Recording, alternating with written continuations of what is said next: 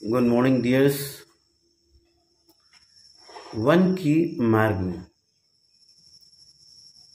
काव्य है, कविता है और ये गोस्वामी तुलसीदास जी द्वारा रचित है और कवितावली रचना है, रचना का नाम है और उसके अयोध्या कांड से ये कविता ली गई है। तो देखिए, प्रभु श्री राम, सीता, लक्ष्मण वन की तरफ प्रस्थान करते हैं। वनवास होता है, 14 वर्ष का वनवास होता है भगवान श्री राम को। और भगवान श्री राम लक्ष्मण भैया और सीता माँ के साथ किस तरह से चलते हैं और वहाँ पर सीता मैया की क्या दशा होती है और भगवान श्री राम लक्ष्मण किस तरह से वार्तालाप करते हैं, सीता मैया किस तरह से वार्तालाप करते हैं। पुरते निकसी रघुवीर वधू,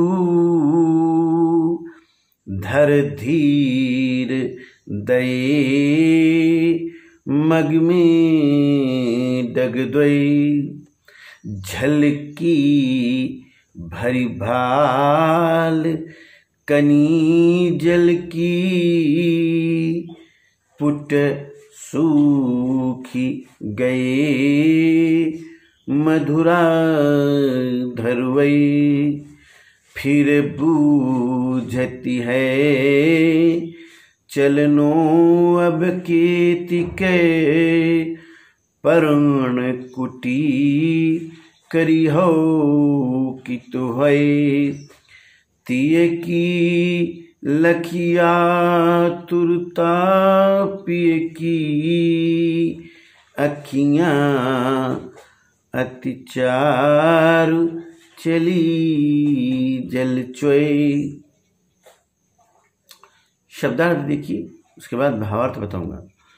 पुर नगर अयोध्या, निकसी निकली, रघुवीर वधू सीता जी, धैर्य धारण कर की, धीर धैर्य धारण कर की, मग रास्ता, डग कदम चरण, झलकी दिखाई दी, भाल मस्तक, कनी बूंदे, पुट ऊंट, बूझत बूझती हैं, केतिक कितना, पर्ण कुटी पत्तों की बनी कुटिया, कित कहाँ, तिय पत्नी, आतुरता व्याकुलता, चार सुंदर, च्वय गिरना, च्वय आंसू गिरते ना आंखों से, उनको च्वय माने गिरना। प्रसंग ये सवैया तुलसीदास जी द्वारा रचित कवितावली काव्य की अयोध्या कांड से लिया गया है। कविता का नाम है वन के मार्ग। संदर्भ राम लक्ष्मण और सीता के वनवास जाते समय होने वाली परेशानियों का वर्णन है। भावार्थ, अपने पति और देवर के साथ सीता जी अयोध्या से निकली। वह इतनी सुकुमार हैं कि थोड़ी दूर चलते ही उन सीता जी के माथे पर पसीने की बूंदें झलकने लगी। सीता श्री राम जी से पूछने लगी कि अब और कितना चलना बाकी है, अब अभी और कितना दूर चलना है, हम अपना पर्णकुटी कहाँ बनाने वाले हैं, अपनी झोपड़ी कहाँ बनाने वाले हैं। सीता जी की व्याकुलता और सुकुमारता देखकर श्री राम जी का हृदय द्रवित हो उठा और उनकी सुंदर आंखों से आंसू बहने लगे। आंसू किसके बहने लगे? प्रभु श्री राम के आंसू बहने लगे। व्याकुलता किसकी देखी? सीता जी की व्याकुलता देखी। तो इस पद का ये भाव, इस सवैये का ये भाव अर्थ हुआ। दूसरा है, जल को गए हैं लखन है लरिका, जल को लखनु है लरिका, जल को गए हैं लखन है लरिका, परिखो पिय छाय घरी कुए ठाढ़ी, पूछ पसेव बयारी करो, अरुपाई पखारी हों भूभुर दाढ़ी, तुलसी रघुवीर प्रिया श्रम जानिकै, बैठी विलम्ब लो कंटक काढ़ी, जानकी नाको नेह लख्यो, पुलक्यो तनुवार विलोचन बाढ़ी। ये सवैया लखन लक्ष्मण, एक बार पुनः सुन लें।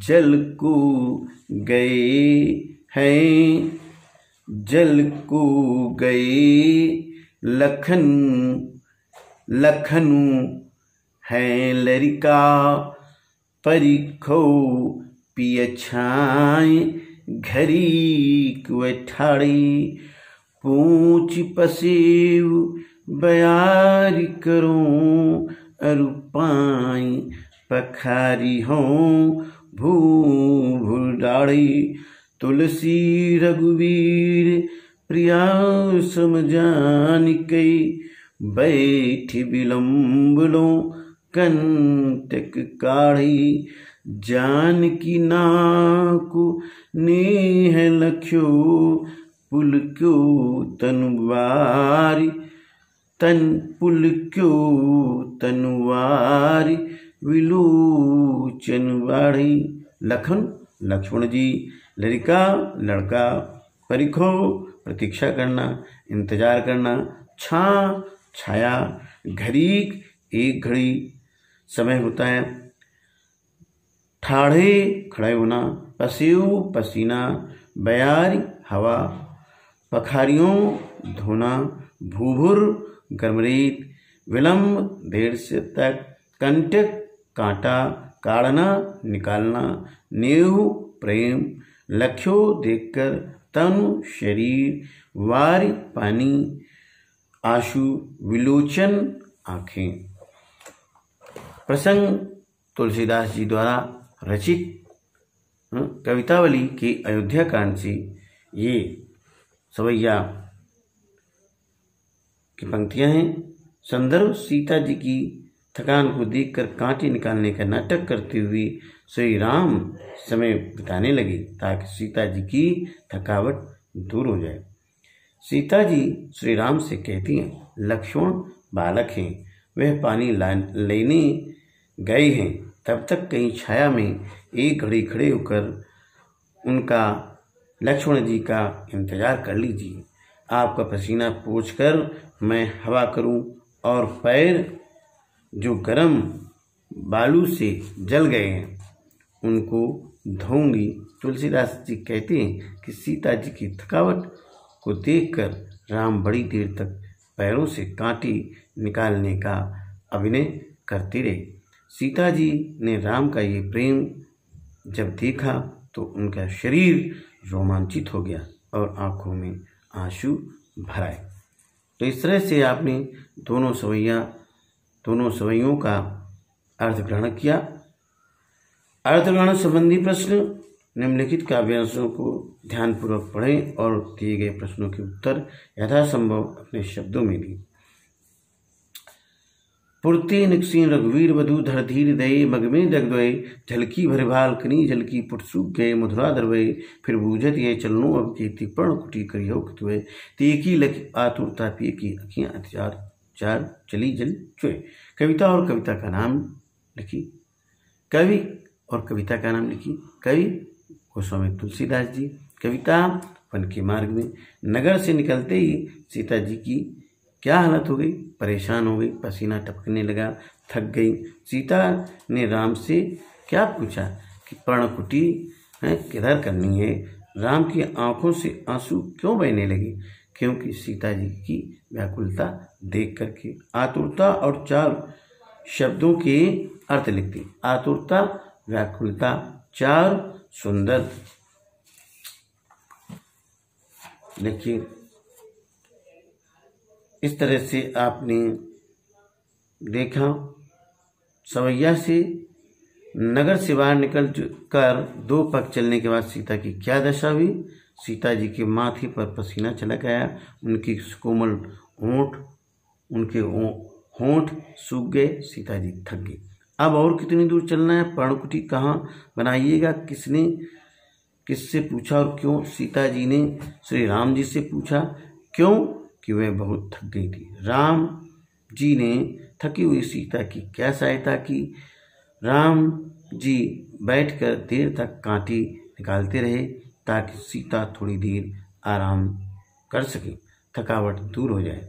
दोनों सवैयों के प्रसंग में अंतर स्पष्ट करो। प्रथम सवैये में श्री राम सीता की थकावट दूर करने की चेष्टा करते हैं। दूसरे सवैये में सीता जी श्री राम की थकावट दूर करने की चेष्टा करती हैं। इस तरह से आपने दोनों सवैयों का अर्थ ग्रहण किया। ये